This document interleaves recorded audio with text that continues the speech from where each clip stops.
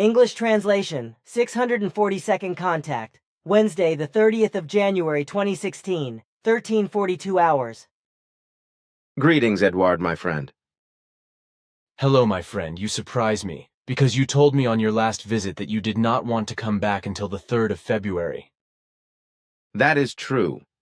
But as a result of something important, I had to go to Florina and Enjana.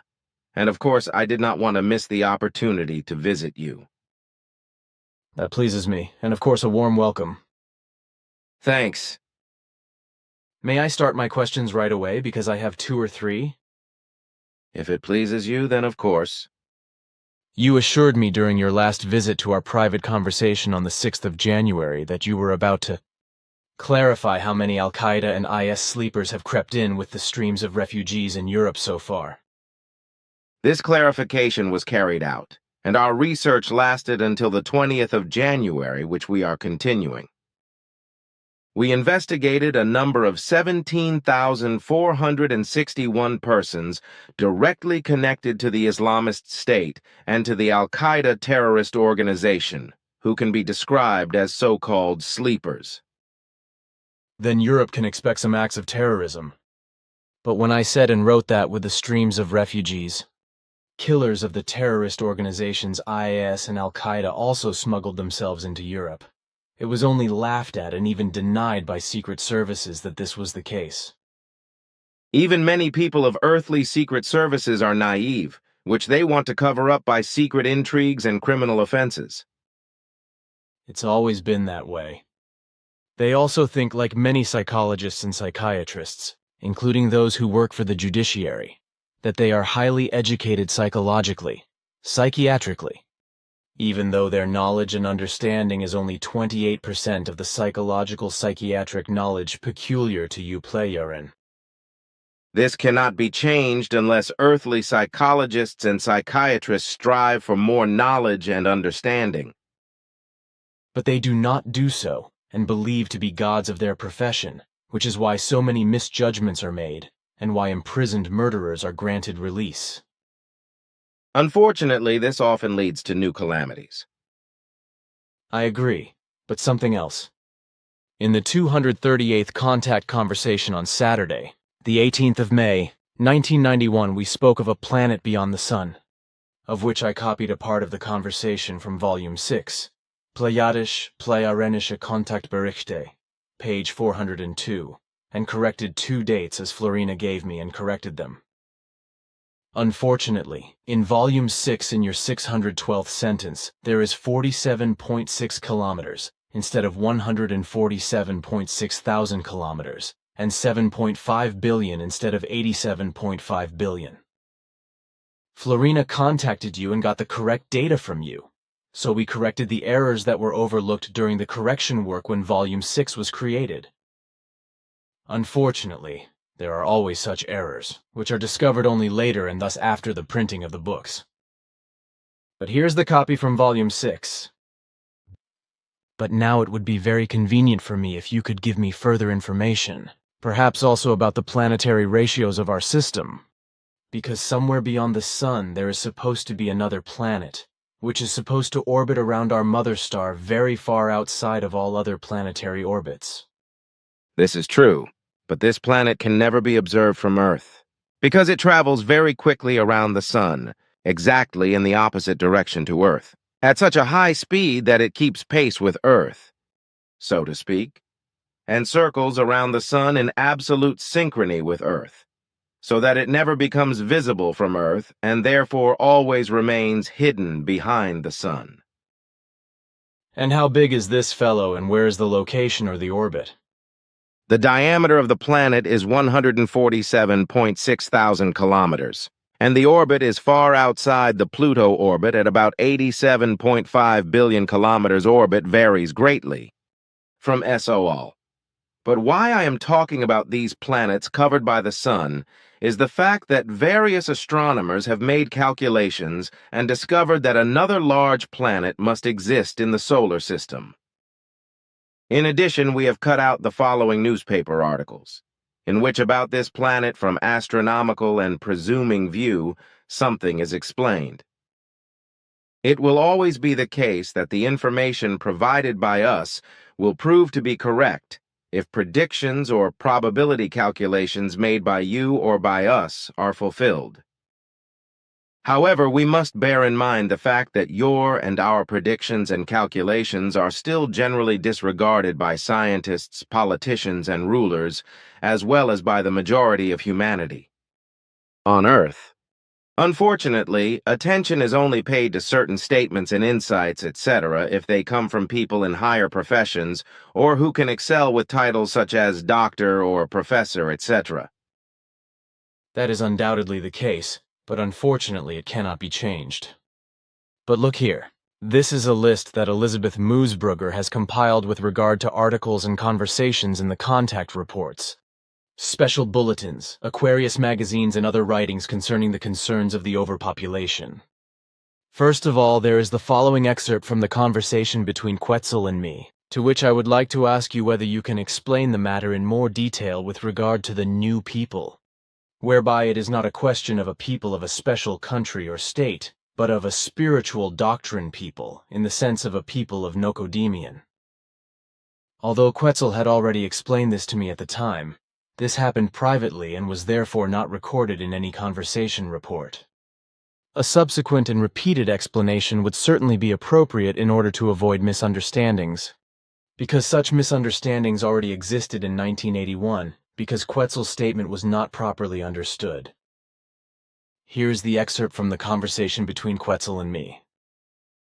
Excerpt from the 150th official contact conversation of the 10th of October, 1981, Plagadisch Kontaktberichte, Volume 4, pages 230 to 231, sentences 86 to 103. Each planet always provides its life forms with sufficient natural energies which do not contain any dangers.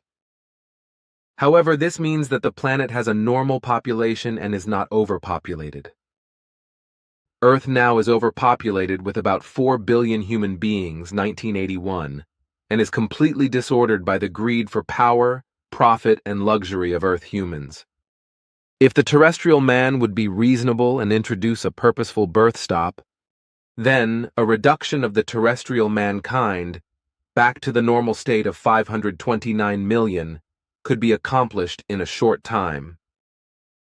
This would naturally solve the energy problem as well as the food procurement problem. The stupidity of the human being on Earth, however, is limitless in this respect, for without any responsibility he violates all the laws of nature, whereby he is also not responsive to the end of this problem, to which is added the false humanity, which still protects and promotes this crime of overpopulation, as well as the problem of famine, etc. The restoration of the normal population of earthly mankind alone would be the only correct solution to the energy and food problems. Everything else is always only illogical partial solutions, which represent illogical effects from illogical origins. But according to what we have today, there should be a solution to solve these problems. This is correct, but these solutions can only be temporary because the problems continue to grow through the increasing overpopulation and thus through the unreasonableness and greed of man on Earth. It would therefore be completely wrong for me to mention and explain those possibilities that actually exist to thoroughly solve these problems of energy and food.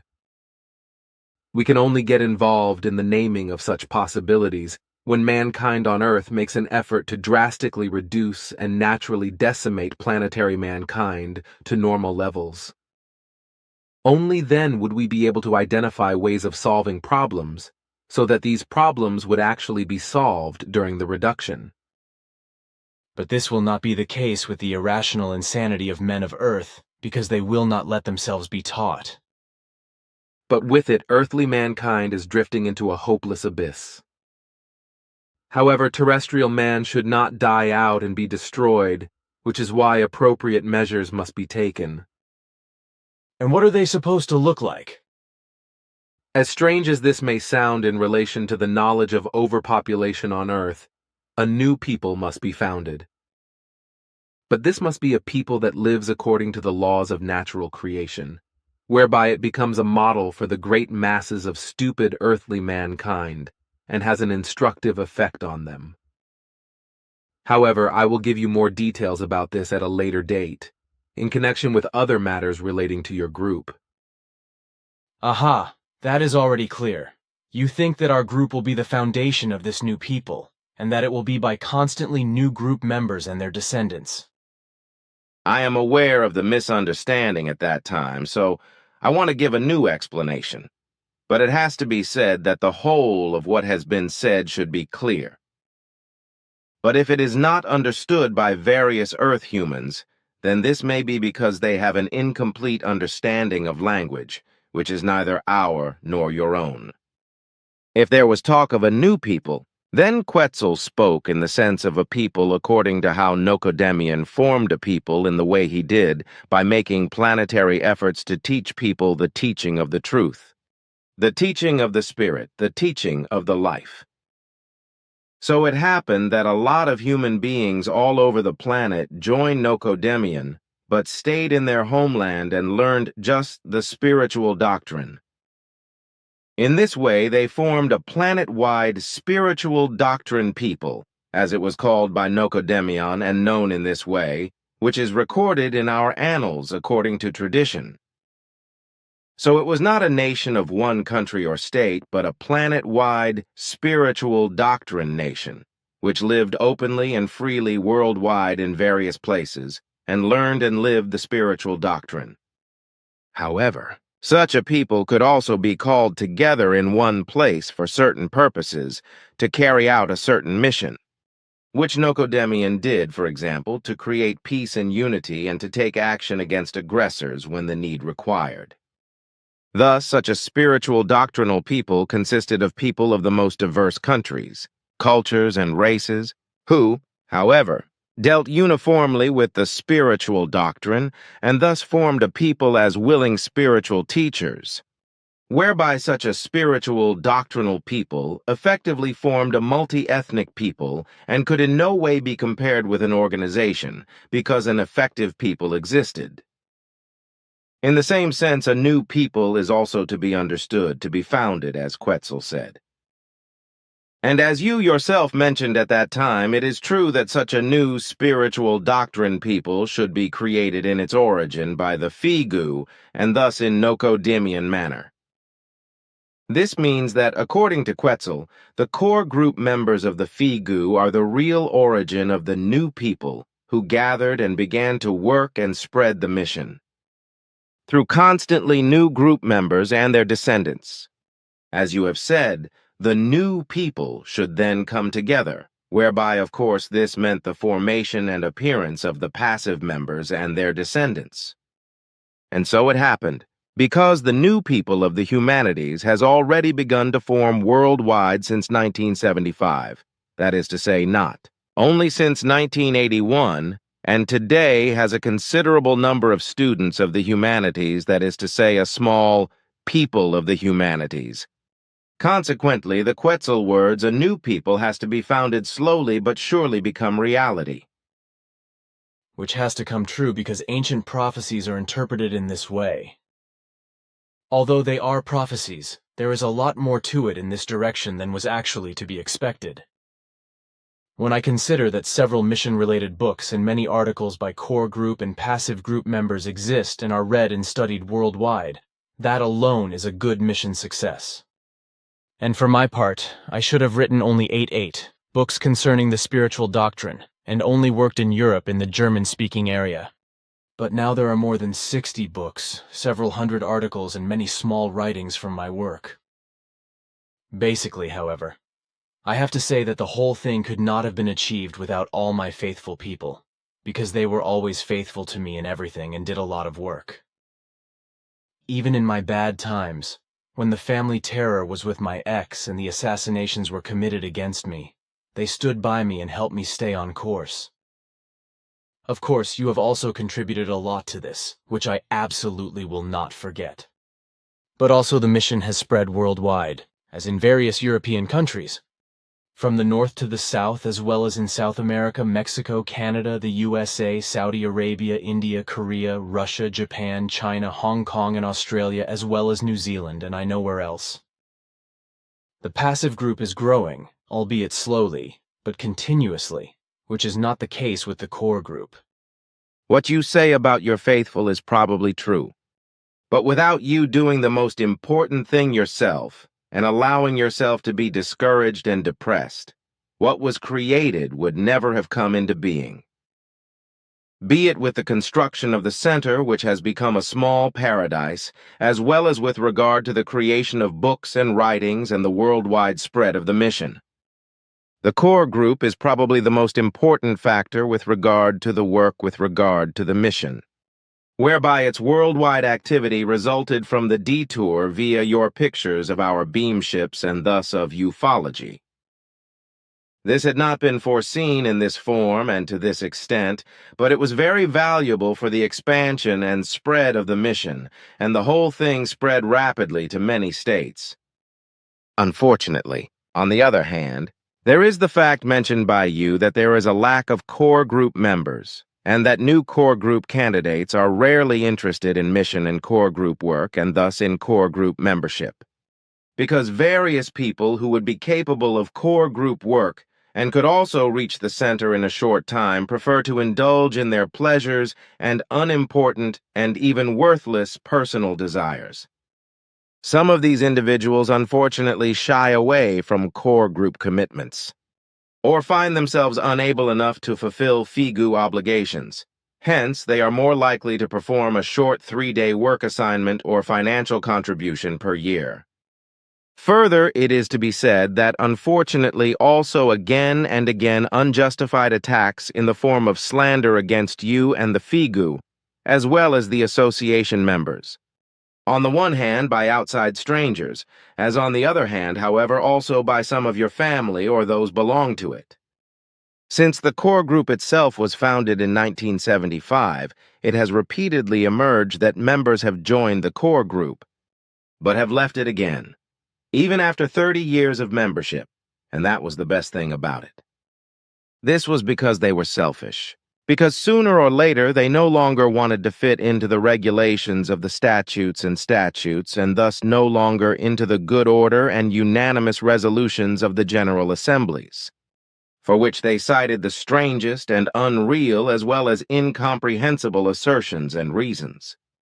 As a rule, their willingness to rule and non-insertion into order played a role, as did the fact that they did not take the reins into their own hands, did not hold the scepter, did not preside, did not determine the members, did not instruct them, did not lead them, and did not attune them to their wrong opinions. Several members who left the core group complained that the leadership of the FIGU, that is to say you, the board and all members who decide unanimously at the General Assembly, is not absolutistic, patronizing, dictatorial, but indulgent, democratic, patient, considerate, and tolerant. For my part, I myself have gone to the bottom of every single case and have noticed that mainly and primarily you are maliciously slandered by such former members of the laxity and inability of the leadership of the association. Secondly, however, also the board and finally all group members. However, as Quetzal, I and our board are able to clearly judge your and the board's conduct in all matters in accordance with our observations. Findings, analyses, and records, the conduct of you and the board is absolutely impeccable in all respects. It should also be added that all members who have unswervingly committed themselves to the mission and thus voluntarily committed themselves to you and persevere with you are special people and faithful companions.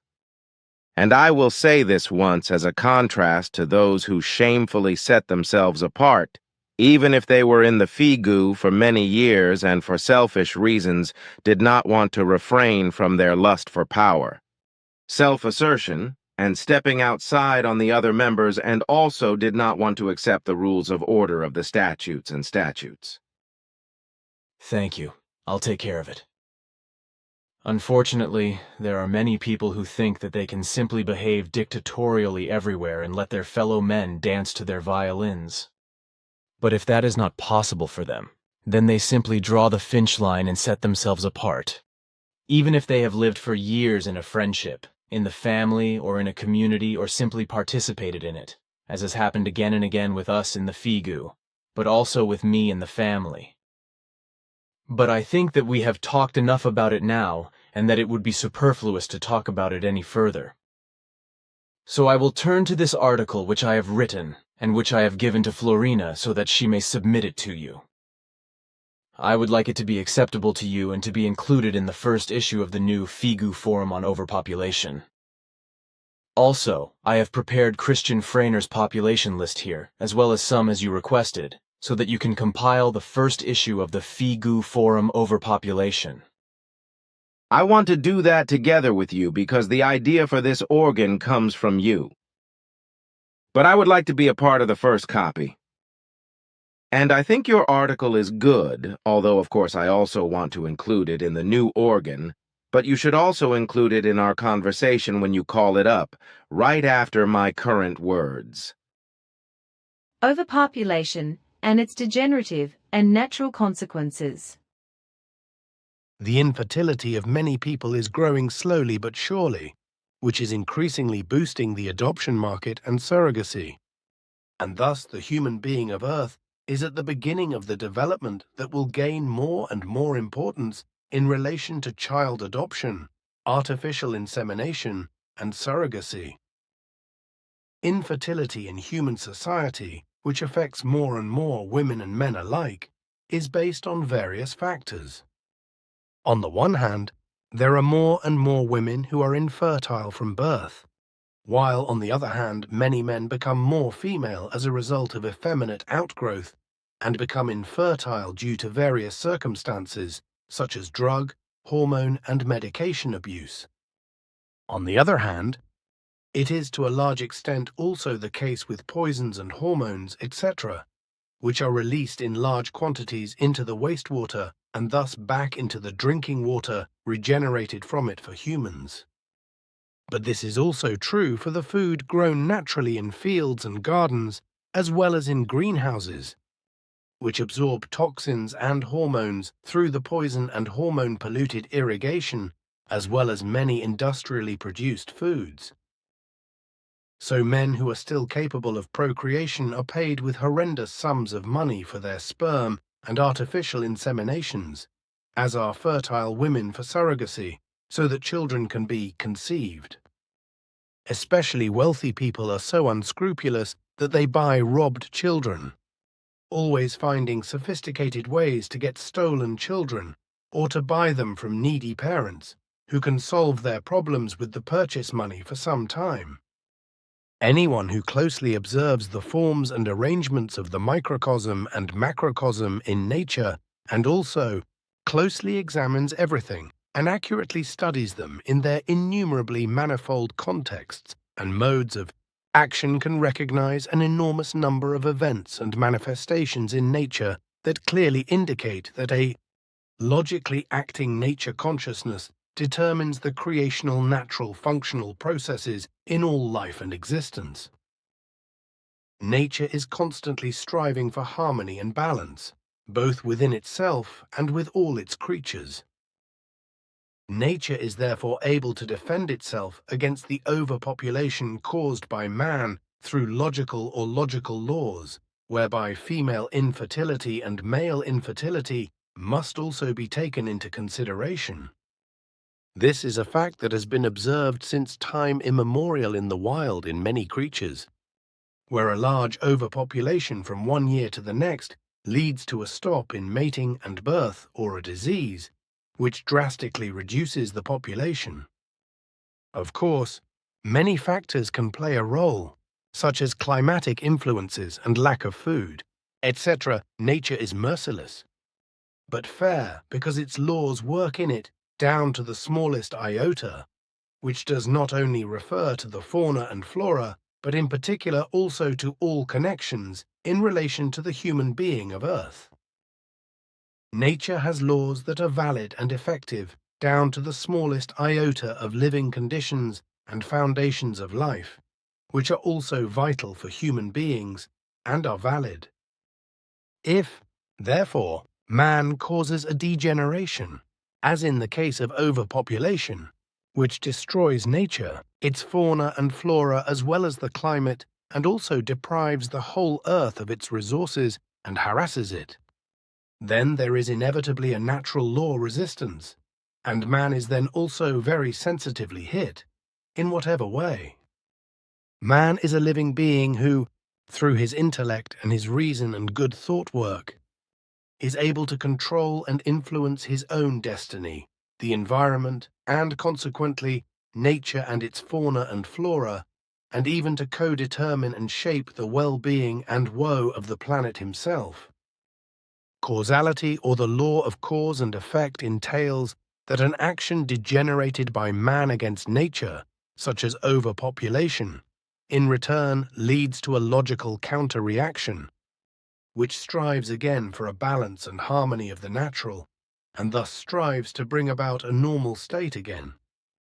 In resistance to the degenerated actions of man on Earth, whose population began to multiply suddenly and enormously from the French Revolution of 1789 to 1799 onwards, and now populates Earth in 2016 to a great extent, of 8.6 billion, 8,600 million, nature has for years been striking back tremendously and powerfully through natural catastrophes, more and more and more vehemently.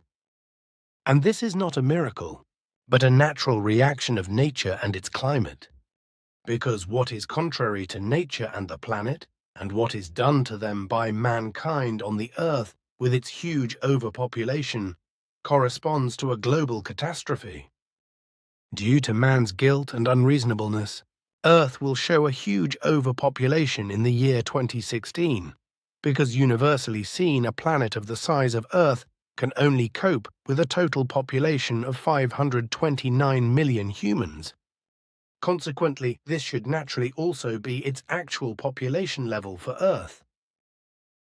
In 2015, the 31st of December, at midnight, Earth's overpopulation of exactly 8,634,006,014 humans was more than 15.32 times higher than Earth's portable normal population of 529 million inhabitants.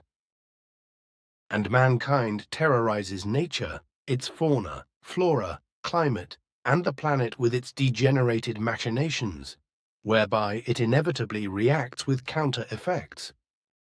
That nature and its fauna and flora, as well as the planet, resist each other, corresponds to the natural reactions and countermeasures of nature and the planet, just as it is a consequence of human unreason that for many reasons women become infertile and men infertile. The fact that nature and its laws and recommendations also play a part in this is a natural consequence. This is also the fault of man alone, for neither nature itself nor its laws and recommendations can be impaired, broken, abused, and raped in the long term, not even by a massive overpopulation and its outrageous, irresponsible, and destructive machinations against the creational natural laws and recommendations.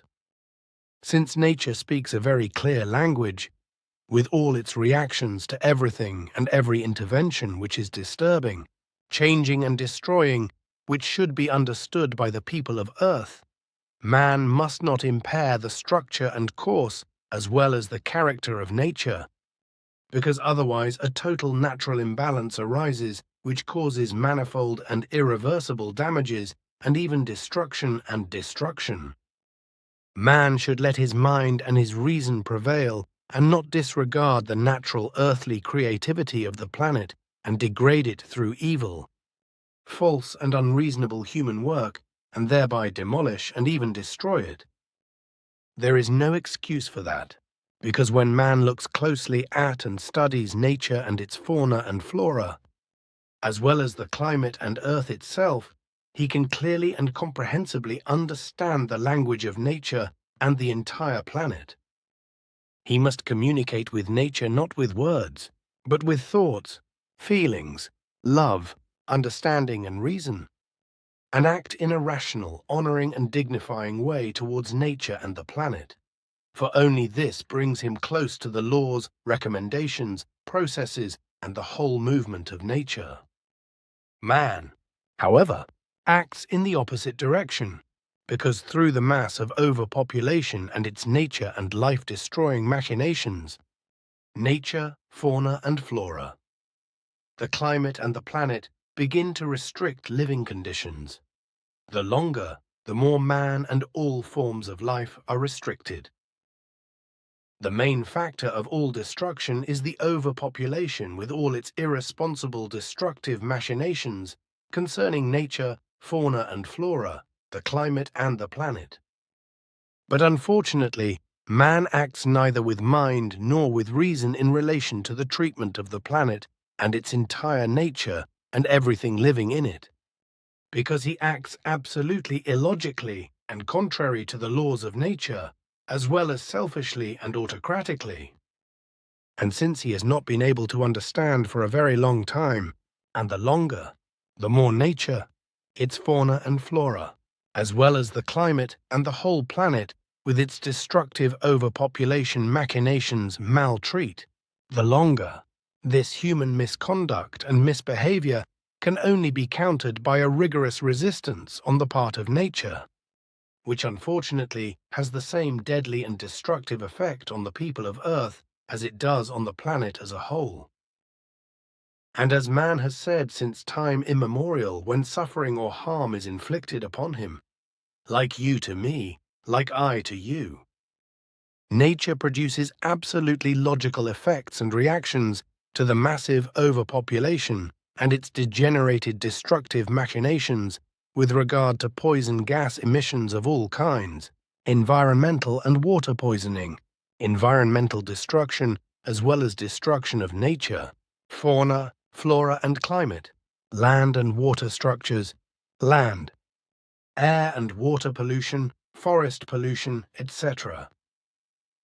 It has been responding radically to this for decades, with forests that are large lungs and oxygen producers of the human way of life slowly dying. Also the vital oxygen, the actual life elixir of man and all living beings on Earth, which is produced not only by plankton, but also by trees and other plants and keeps man alive, becomes less and less, whereby this substance will one day no longer be present at all. This is the case if no measures are taken to prevent this, which would take the form of a worldwide ban on births and birth control, as well as an end to all thousand-fold acts of destruction of nature and life. The oxygen is still present in such quantities that it is sufficient for all forms of life. But in the end, everything will perish miserably if the overpopulation continues to exist, just as its life, nature, and planet criminal machinations continue to increase. It must also be said that the entire environmental pollution, environmental and water poisoning, as well as the extensive destruction of nature, fauna and flora and of the planet, are also increasingly affecting the human immune system. In addition, new bacteria, etc., diseases as well as viruses and epidemics are constantly appearing, whereas there are no drugs for them because many existing diseases against antibiotics, etc., show resistances. This deprives humans of their protection against disease and health damage and inconvenience by paralyzing their immune system. This makes it possible that even a tiny and previously harmless bacillus or a virus can cause death and destruction. This can also be a natural defensive reaction of nature against the increasingly degenerating human population of Earth in order to contain its population. A further law of nature to get rid of the degenerated human overpopulation or to reduce it to the natural level can therefore, as already mentioned, be the prevention of a further reproduction of the human species, as for example, happens more and more through the effeminacy and feminization of man and his inability to procreate, as in the case of woman through infertility. This happens among other things with woman and man, also by different sex organ mutations, whereby no more act of procreation can be carried out. In the case of male sperm, inability to conceive, etc., may occur, as in the case of female sperm, contraception, etc., for quite some time now. Such factors have been occurring in women and men for longer and longer, the more and more in increasing numbers, as have various mutations in newborns to an alarming extent. These facts and connections make it clear that people and their descendants are explicitly experiencing more and more health damage and softening as a result of overpopulation, both from a physical point of view as well as from a conscious and mental, emotional, psychological point of view. These mutations and other damages occurring during reproduction begin with the production of the male sperm. Even in healthy men, malformed sperms with deformed heads have been appearing for decades. The fact is that men increasingly develop mutated sperms, which, for example, have no or two tails, or are hyperactive, or remain motionless. On the other hand, nature requires that the sperm are healthy and powerful and move forward, striving to reach and fertilize a female egg. This is the case in the relationship, as has already been explained, that countless poisons and hormones are released by man from Earth into the environment, into water, fields, and gardens, and into food, which in turn is inevitably used by man as food and which affects his health. And this impairment also occurs with regard to the male sperm, and thus also with regard to his inability to conceive, but also with regard to the infertility of the woman. So the whole thing is therefore the fault of man and not of nature, which in the human body only implements its laws in the form of cause and effect, and thus indirectly makes itself felt with an intentional effect against the catastrophic causes caused by massive overpopulation. So the infertility of the man and the infertility of the woman are naturally caused by man's guilt. And the more people the masses bring about overpopulation, the more these also degenerating machinations follow in the form mentioned, whereby the whole misery increases more and more. Ultimately, the rapidly increasing mass of overpopulation leads to the actual human catastrophe itself, as a result of lack of space and food, water, etc. for all earthly humanity. The consequences will be more and more criminal and terrorist organizations, as well as civil wars and struggles for a small place of their own, as well as the actual crime and internet crime will prevail, as well as more and more epidemics will appear, and masses of human lives will be snatched away. And all this, in addition to the fact that people are subject to physical and conscious damage as a result of a demolished immune system, air, water and food poisons, etc., which cause many kinds of atrophy and make life on Earth a torture and hell for mankind. He still has little chance of preventing the worst, even though he has already caused many irreparable damage to nature, its fauna and flora, to the climate, and to the planet itself, which will cause both the planet and its humanity and all other life forms of every species and species to suffer far into the future. Sim Ya Se Silver Star Center, the 23rd of January, 2016, 2331 HRS Billy. A wise man. A wise man is at it to realize that he was the first and only, after he's considered all things then with word or deed, he explains or does what is necessary. Simyase Silver Star Center, the 6th of February, 2012, 006 HRS, Billy. Of course, and then we can get right behind the idea of creating the new FIGU Overpopulation Forum.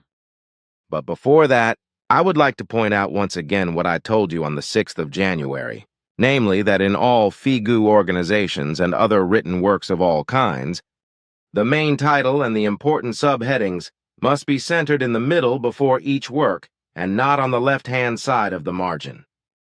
The inaccuracy, especially on the internet, of placing titles on the left-hand side of all types of written works instead of centering them represents a falsification and disfigurement of the written work of art, as our font experts emphasize.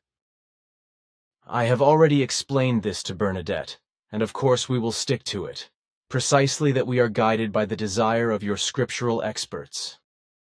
It is also a need for me, because I also find titles on the left side of written works to be foreign to my style. Interesting, because I remember your father Svath saying about the same thing when he looked at what I wrote. So I also learned from him how to center titles in fonts such as articles and books, etc. Then let's start now.